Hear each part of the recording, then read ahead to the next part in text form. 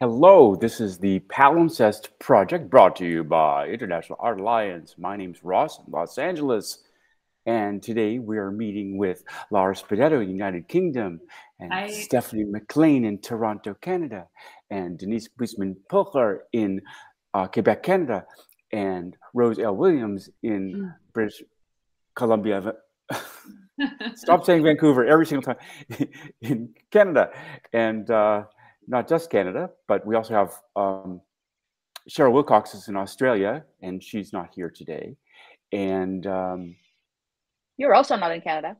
I did say I was in Los Angeles. Yes, that's true. I'm in the United States, not in Canada. Much as I wish I might be, not today. I'm thinking that, you know, how quirky I am. I know I do some pretty quirky things around my life. And when I come into the studio, I say, I mean, I have a lot of quirks. I say hello to my studio like it's a person every time I come in.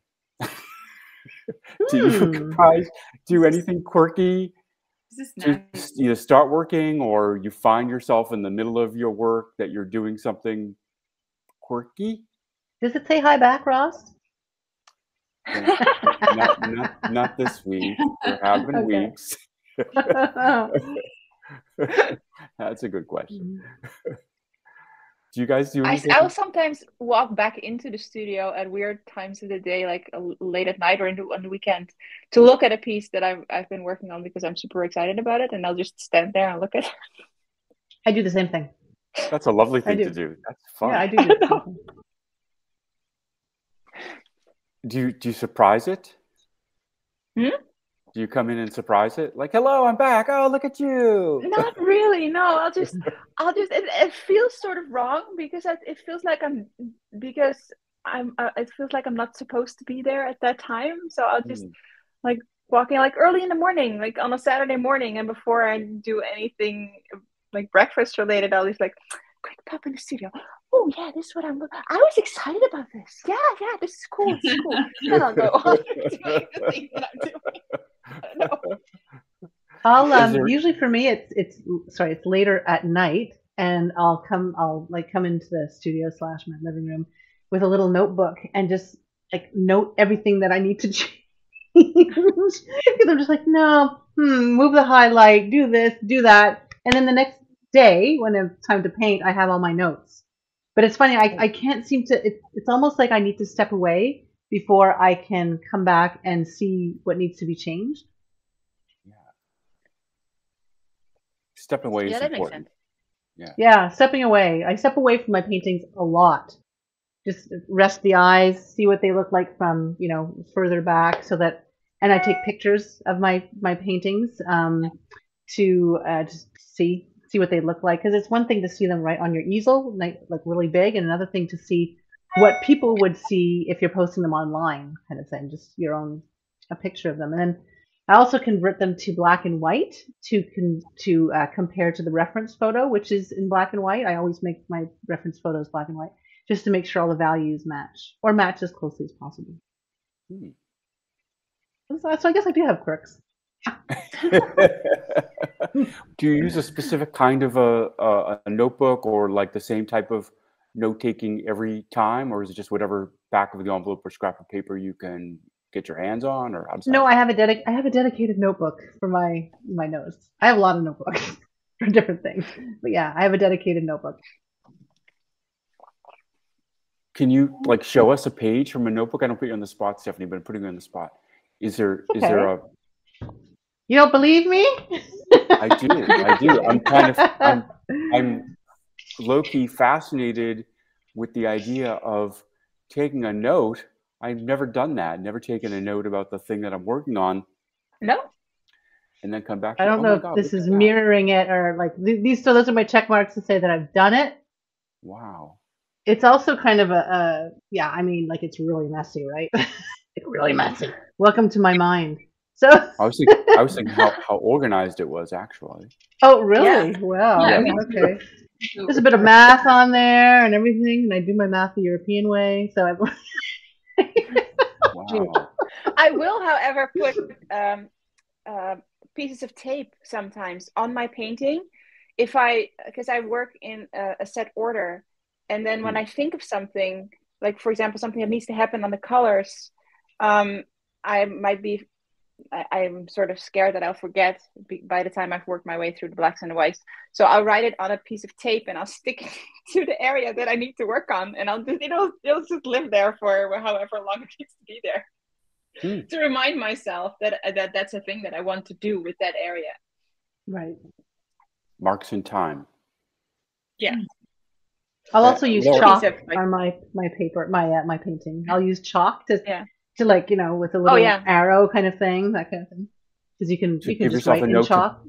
To work on something, you'll actually mark it on chalk on the panel that you're working on? Yeah, if I can't make sense of, like, if it's too hard for me to explain where it is in the painting, I'll just circle it and put an arrow. Okay, that's truly surprising. I just never even thought of doing anything like that. No, me too. Okay. Yeah, for my Glad I could help. Really work. It doesn't work. My material is too right. The skins are not too smooth.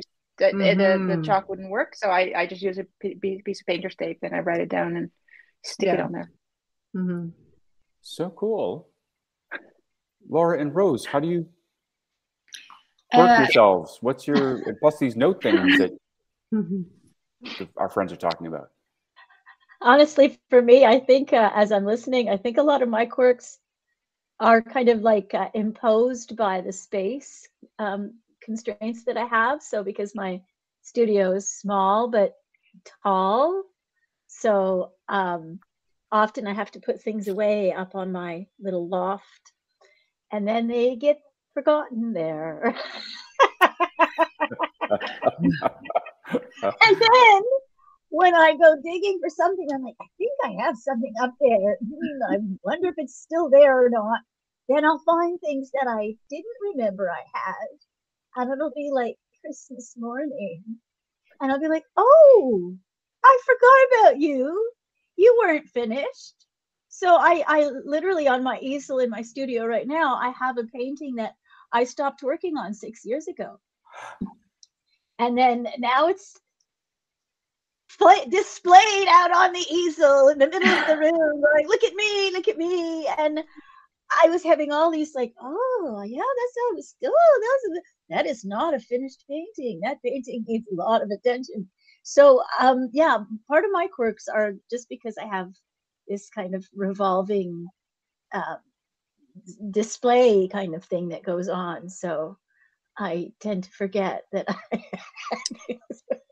Well, that's such a cool quirk, especially in light of what Denise and Stephanie have said, and I can't wait to find out if Laura does it too. But you said this piece isn't finished, and then you're going to work on it later. Then you totally forget about it. But when you bring it back, do you have a recollection? Do you have a note? Do you have something to tell you? I don't. I have one of those memories ever since I was a child. Like if I read a book, I might forget the title of the book or even the illustration, but if I crack it open and I read the first paragraph, I go, oh yeah, and the whole book comes right back to me, and I'm like, I don't want to read that again because I remember all of it. Just I have like a photographic memory, so I literally remembered exactly which reference photos I was working with, what I was like. I didn't need a single note.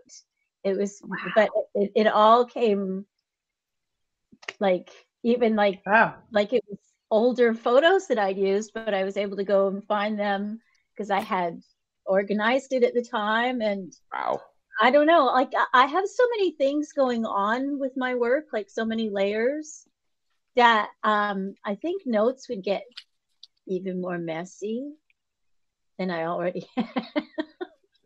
If I put notes on all my leaves in the freezer, there really would be no room for the pogo sticks. Well, if you don't need them, you wouldn't be able to find them again after 6 years. Pardon? Your notes. So I wouldn't be able to find my notes after 6 years. Well, there's that too, because when you put things away, the other little bits and pieces kind of flutter off into the wild blue yonder. So, yeah, that's one of my quirks. My other quirk that I've had since I was quite a young artist is that I just used to absentmindedly, where's a brush? This is what I used to do. I'd have my little lab coat on, and I would just do this between colors or whatever, and hey, it's my lab coat, I'm having a great time. And then I'd get home and it was like, oh, I forgot it was oil paint, and it went right through. Oh, shoot. Yeah. Oh, shoot. Oh. And my lab coat I've had since I was quite young, and it's really very messy because there's lots of like hand wiping on the butt going on.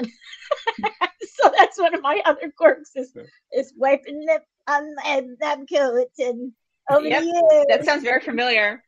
My shirt, I actually do it on my shirt when I'm working, and I have like a piece of paper that, or like a piece of towel that I wipe my brushes. But when I'm super into it, it happens on my shirt. Yeah. So I'll be like, oh no, I need to be quick. So this is much quicker than that. So I do this. So It makes no sense. yes, and I had a fellow student that she was famous for not being able to get out of any art class without some schmudge on her face. So That's me. she was just the kind of artist who'd get her fingers in what she was doing, and then she would touch her face. Yeah, that's me. I always have paint everywhere. I once I went to somebody else's studio and we needed to sign a painting together, and I bought like a tiny tube of paint. It was small. I had 2 brushes with me, and there was a tiny. And the only thing I needed to do was dip the brush in the paint and sign my name. And I managed to get paint all over my hands for some weird reason. I don't know how I do it. I would not have expected that of you, Denise. I thought you were tidy, tidy, tidy. Oliver, lies. Can you just keep it down? These are the behind the scenes quirks, people. Laura, you must be the tidy one, That's never my wiping floor. your hands on your smock or on your pants or in your sleeve of your jacket or My pants all the time.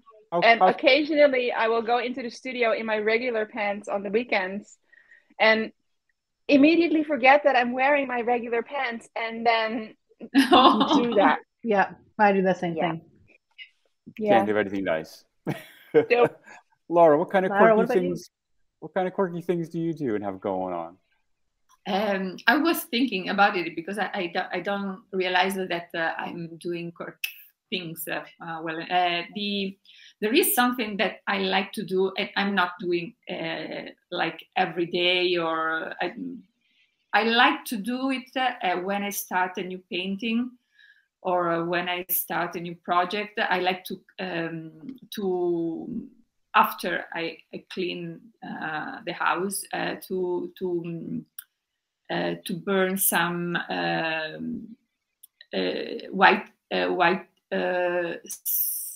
sage, white sage, and incense, and to open to make the air circulating the air, and then to put the incense and to make to clean the energies. Yeah, it's not something that I'm doing every time. It's something that I like to do when I feel a good energy, when I feel that I'm in the good mood. I like to start in this way. Other things, I don't know. I don't put. I don't make notes. I make notes at the beginning before to start. But when I am painting, no, because I know that if I make notes the following day, I wouldn't look at them because I would change my mind. So it depends on the flow, on the moment. So nothing else. I don't know. Probably I'm doing many quirk things that I'm not realizing that I'm doing that. So I don't know. Do you have a ritual or anything when you come into your studio or when you leave your studio? Raking, sweeping, saying hello, tying up your hair? No. It's nice what you said, saying hello, because I think that the room has an energy. So if you welcome, if you say hello, I think that the wall, everything keeps you absorbed your energy. So if you give a good energy, also the room will give it back. I will do it. I will start this. When I first got this space, I thought I would probably call it a name. Like, oh, what should I name my studio? And I thought, okay, that's just one too far. So I just call it studio. I don't have a name for it. It's not like it's a car, I don't think that's right? too far at all. No, you don't? Both of our cars have names, and cars, my right? A plants car have could have a names, name, but a and studio? I don't know. That's a room. The English name their houses. Yeah. Yes. And in Findhorn, you know Findhorn, the Scottish, what would they call it? Metaphysical garden. They would talk to the plants and vegetables and everything as if they were, you know, people. Yeah. What do you need today, little Courgette? Well, it's funny that you say that, because I have to say, after like over 24 years of going into my studio in a large studio building, there is a kind of a moment of communion with the space. Like, you know, it's like it's been my sanctuary for so long now that I don't necessarily say hello to it, but it kind of it welcomes me when I go in. And I don't just start painting. I sit and I take a moment and I have a cup of tea and, you know, tidy a bit and just kind of get comfy in the space. And there is a kind, there's like, for me especially, there's been a sanctuary component to going into my art making space and feeling that sense of massive gratitude that I have it. You know, it's there is an emotional relationship, like people talk about having a relationship with their home. I definitely have a relationship with my studio space. And even when I've shared it with other people, you know, there's still it almost like it expands that sense of sanctuary, because it's giving another artist a foot into the building and an experience to see if they're ready to have a studio space or not, you know. And many of the artists that have shared with me have gone on to have their own space and do really, really well. So it's been kind of like a nurturing space for other artists as well. Are you in your studio now, Rose? No, I'm in my home studio now. Oh, okay.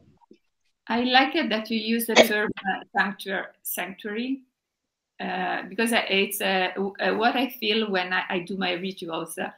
And it's like to create this kind of ambience. It's always like myself, because it's my cave. But yeah, I like the word sanctuary. Yeah, that's a nice word. Yeah. And that there's a ritual accompanies a sanctuary. Yeah. Well, there is a ritual, especially for me, when I do connect art, creative activity with healing. And as an expressive arts therapist, it's kind of like the engine that drives the whole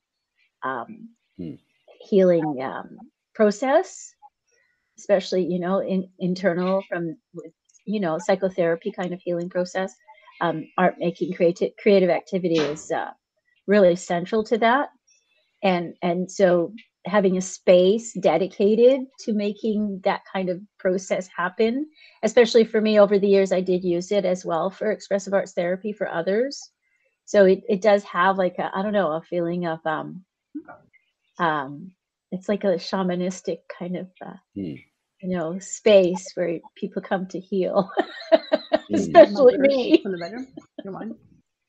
Right. Yeah, especially the shaman. Yeah. Exactly. Yeah. There are times and places where we have spiritual grounding. You know, like this is where we can ground ourselves spiritually. I love, Laura, that you come in with some white sage to cleanse the space of even your own mental floss or dross, or, you know, the fragments that you might have left behind. It's almost like the opposite of taking the notes. You're clearing the. Yeah, probably yes. I need to clear my mind when because it's like to to fish in a pond and to take the ideas and to I need to have clear, not to have too much things. It gets cluttered and cluttered. Is it correct? Yeah. And when I'm doing this, I feel. Oh. Yeah. You feel the energy is different. Okay, now this is inspiring a kind of a different question. Do you all do anything particular when you're cleaning your studio? Do you have a particular kind of ritual, or I guess it would be just a ritualized behavior with cleaning your brushes or organizing your colors or putting leaves back into the freezer or No, I don't have any kind of rituals clean. I just clean. And I only clean my studio when I have to. Yeah, I was just gonna say I should clean more often. Yeah, I know. Me too. Same here. We're gonna have an open studio. We're gonna have an open studio in June at the Parker Art Salon, and I was like, like checking the dates, and I was like, oh yeah, I gotta be ready, and I went, oh, I gotta be ready. I have to clean. Yeah. For me, because I have a lot of furniture in here, this is the living room, like as well as all my art supplies. I basically have to make sure everything is off the ground first, and then I go in with a vacuum cleaner, and then I try to wash the floor too. It's just like that doesn't happen often enough. It really doesn't. Yeah, there's just too much shit to pick up. The studio is on. All the studio, on my wheels. studio furniture is on wheels, so it know moves around. it's good. Still, my table only fits through the opening because my space is very narrow. If everything else is out of the way, so my easel has to go out of the way if I want to move that table to the other side to be able to vacuum and do everything. So it doesn't happen often. Yeah, I do always put my colors away though. I have like specific little drawers here. Those portable sets of drawers, the plastic ones that you get from Michael's or whatever. So I have all my paints organized by colors in there, and then I have a second sort of tray, like a 3-tier chart, I guess it is, also from Michael's with a whole bunch of other paint supplies on there, like mediums and gels and so on. Then I have a whole bunch of stuff in the sunroom off the bedroom. Anyway, but I try to keep those areas at least kind of tidy. Yeah. Okay, how about when you put your finished work away? Some things you like, I finished this. This is good. This is done. And maybe even you sign it at that point. I'm thinking that's probably what we all do. We sign it, at least in the back, if not the front. And then you put it away. Do you have either a ritual or something you find yourself doing that's a little bit out of the box and finishing it and putting it away? Or it's just like, okay, good. No. Clap your hands off and there you go. No. Well, for me, I have like 6 layers of varnish that need to be done after a painting is finished and signed. So I will as soon as it's done, I will do the first 5 layers, and then the last layer needs to be sprayed, and that involves a huge amount of like dragging stuff outside and like using like toxic chemicals that I need to clean with other toxic chemicals. So I don't want to do that for just one painting, which means that I usually wait until I have a set of like 5 or 6 or 7. So I'll bring them to that final layer of varnish, and then they'll just hang out in the studio, and I'll have to dust them before I put the final layer of varnish on. Oh, that's significant to have to make sure that they're really free of dust by that point. Yeah. Wow. Can I ask you a question? What kind of is it a fixative that you use, the spray, or is it what's it? Is it Winsor? No. I use Golden UVA USA MSA varnish. That's MSA a spray varnish. Okay. No, this is a liquid, but I have a spraying machine. Oh. I have a let me show you. I can show you. Give me a sec. I have to dive underneath here. Sorry, guys. I'm just very curious. Oh, ow! That's Wow. a serious. Wow. This is a continuous how do you call that? Pressure. Pressure thing, specifically for spraying.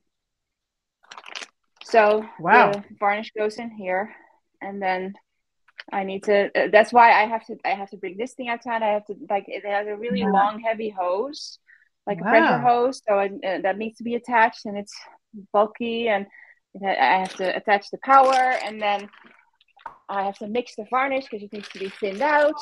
All those kinds of fun things. So that's and then I have to wear a mask and drag the separate table. That's the varnish that you just showed with the golden MSA. That's what you put in there. It doesn't come in its own spray can? Yes, it does, but that's a lot more expensive. Oh, really? Wow. Okay. Yeah. Thanks. Yeah, and a single spray can costs like $35 or something. Holy cow. And I think a bottle of this, maybe 50 or 60. But this is like a bunch more, because this needs to be thinned out. It's 2-to-1 ratio, so this is twice as much. You thin it out with water, I guess? No, because it's an MSA varnish, so you thin it with a special thinner. It's all solvent based. Oh, yeah. Okay, gotcha. That's why she has to do it outside. Yeah, that's why I have to do it outside. Makes sense. Exactly. So, that's why I only use this. It needs a mineral spirit to be diluted. Okay. And that's why I only use this stuff for the final layer. The rest of my varnish is water based, and I can do that with a brush.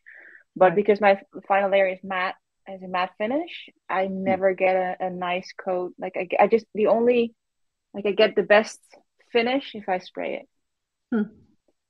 How long did it take you to figure out this process of the 5 layers, like not 3 and not 6, 5 layers plus this one of specific materials? A while. I work with print media, which means that even though my prints are black and white, and the black pigment is super stable, so there's not a lot of places it can go. It doesn't really discolor because it's only black pigment, so it's not, and it's a powder based pigment, so it's not really gonna do anything. But still, because I used to have a lot of problems with discoloration of my print media pieces, which is why I came to the ratio of needing 6 layers of a UV resistant varnish. And I switched since just to just black pigments, not color pigments anymore in the prints. But even still, I still stayed with the 6 layers just out of abundance of caution, I guess. Yeah. I just want to make absolutely sure that it doesn't go anywhere. Even though I know that the pigments are stable and the acrylics are usually pretty stable, but I was just going to say that probably a lot of people don't really realize how expensive art materials can be. The idea of a can of something for $35, if you were to look at other kinds of things in your life, if it wasn't art materials, like, what could that be? It's like we're talking about better wine than I would ever, treat myself to. And a can like that, I can do like one large 36 by 48 painting with that. That's $35 for just one layer of one painting. Yeah. Plus that I'm putting a whole bunch of cans into the atmosphere and into the world, where this is a replacement of like a ton of these cans. So this is just much more less wasteful, better for the environment, better for my wallet. Yeah. I mean, I'd rather just use a water-based varnish, but they don't have that anymore. At least not one that does what it needs to do. So Yeah. Yeah, our materials are expensive. That's why Mhm. we have to charge real money for them too, Yep. Well, for our work. Yep. Right. Yep. And to think of all Factored that into experimentation. Yeah. true. And a lot of people don't understand the difference between standard art supplies and professional art supplies. Oh, that's true, right? Like And especially in the watercolor world, there's a massive world of difference between student art watercolors quality and professional watercolor quality. acrylics too, I think. Yep. Yeah, it's just a Yeah, huge difference. And I can rest quite confident that my watercolors are not going to fade without any protection other than the glass, because they're high quality in the first place. Whereas the lower quality, especially the like the fairly cheap little watercolor sets that you can get imported, they have no stability whatsoever. No. And they're very discouraging for people who are trying to learn how to do watercolor painting, because they're difficult to work with and their transparency is unpredictable, and people are like, how do you do watercolors? And I'm like, I didn't stick myself with crappy paper and horrible paint. Yeah. Right. I taught a class once at a gallery, and they had bought all the paints, and they just bought all the dollar store paints. And I was trying to explain to these people how to match a color from a photograph. And I was like, oh, you just need a little bit of this red and a little bit of this blue, and then you should got what? Yeah. Brown. This is not what I'm supposed to be getting. Yeah. I'm looking for sort of a purplish color. What is it? Brown. But these colors, they don't even do what they're supposed to do. I don't know. It was really weird. Yeah. Because they're synthetic and they're just not fun. No, they are not. They were very frustrating. Very frustrating. Yeah. Yeah. So that's one of the quirks that I have for finishing my paintings with the natural dyes, is that, for example, I painted a piece in 2020 with all natural plant ink, handmade by a woman in Ottawa named Wendy Felberg. And I hung it on the wall for almost 3 years, and just watched to see if it oxidized or how it behaved before, moving on to the next step. And without any protection, it has stayed completely stable. I'm happy to. Nice. Yes, because they were made well. Yeah.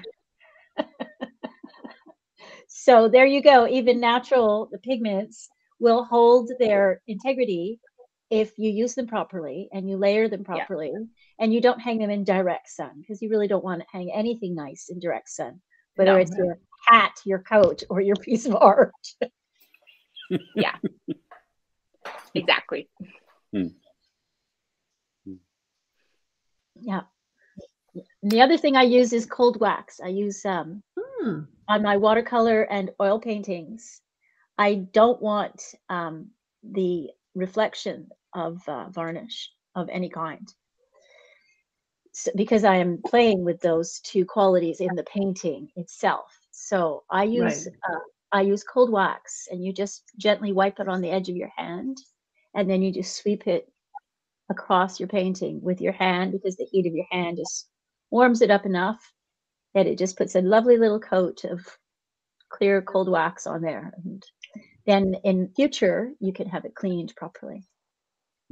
So that's what you use. That's kind of, I guess, an isolation coat and a varnish at the same time? It is the final layer. I don't want to put anything else on top of that. Yeah. And it's archival, because in the future, an archivist can clean that easily. Yeah. Cool. That's one of the things I was talking about, learning about the integrity of your material. Yeah. Yeah, all the varnishes that I use are archival, so they're all removable as well. Yeah. I saw something on Instagram. This conversation has kind of moved into finishing rather than going to the studio. But I guess I saw something on Instagram. This acrylic painter named Peter Tarrant, who's quite accomplished, does these huge portraits basically, and he uses varathane, like a polyurethane that you would use to wax to varnish your floors. And I thought, yeah, why not, right? He likes the sheen, he likes the shiny finish, I thought, why not? It looks great, and it's, you know. Yeah, but is it removable though from a painting? That I don't know. I don't know if he cares about that. I don't know. Well, he should though. He should though, because the collectors and the investors in those paintings really do want to have a piece of work that's going to have its integrity in 20, 30 years and be able to be cleaned. Yeah, and I find that with using anything that comes from a hardware store that is not properly tested for the use that we are using it for, so he cannot guarantee that the urethane. I find urethane always yellows over time, and that won't be as noticeable on a wooden floor because the wooden floor changes over time anyway. But if you have a painting and it's going to be exposed to light, then and cold and heat. Yeah, exactly. It will either crack or it might discolor over time. And so polyurethane as well, like if it's a polyurethane, it's not just a urethane or varathane. You'd have to look into that in terms of archival qualities. That's why using supplies from the art store, it has its cost, but it has its benefit as well. Right. Yeah. Interesting. Yeah. Well, it has been tested, right? Right. For that That's purpose. What you're paying for. It has been rigorously tested. Weather durability, like a polyurethane for a floor might be tested against scratches. Exactly. Hobnail boots on the floor, and also that was those ghosts.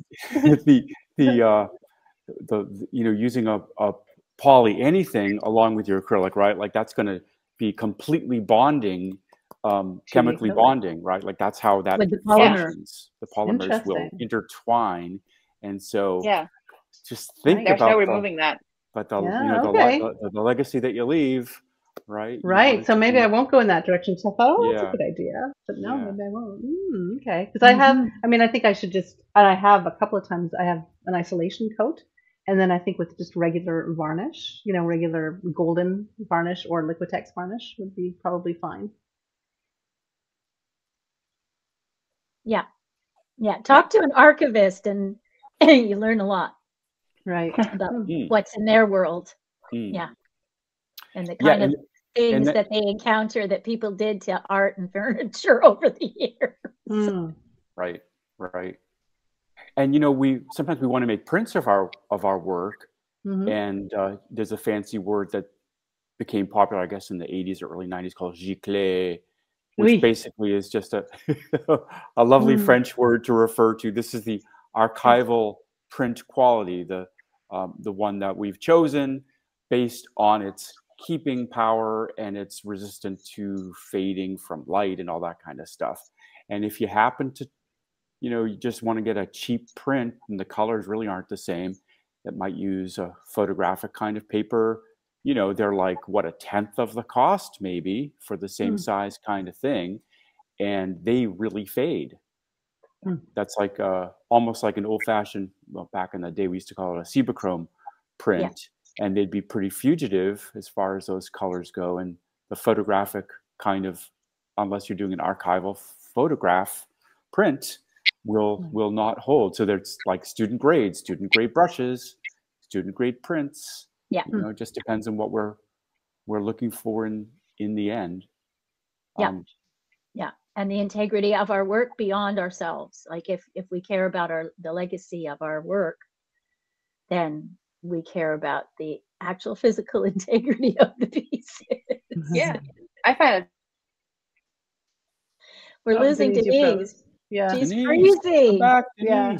At first you froze with your eyes closed and I thought, oh, she needs a nap. Oh no. And now you're like this. Well, do we still have time to do your studio tour? I haven't even been keeping track of the time. Can you guys keep track of the time for me now? I've been just lost in this conversation. We're over time at this point. We're over time at this point. Well, maybe we don't need to do it then if we're over time at this point. Yeah, I think so. Come back some other time and have our studio tour of my studio. But this was a really great conversation today. I learned a lot. I never thought of keeping notes. That's like a whole different idea here. Yay. Next thing you see all of us with chalk on our paint. Yeah, that's right. And then we have to call them all mixed media. because we get chalk on Yeah, that. Thanks a lot, right. Stephanie. Right? Okay. Well, it's been great seeing you guys. I love you. It's been fantastic again. Love you too, Ross. Say hey to Denise for us. When... Yes. I'll see Denise more animated next time. Hope you thaw soon. Bye, guys. Okay. We'll see you next week. Bye.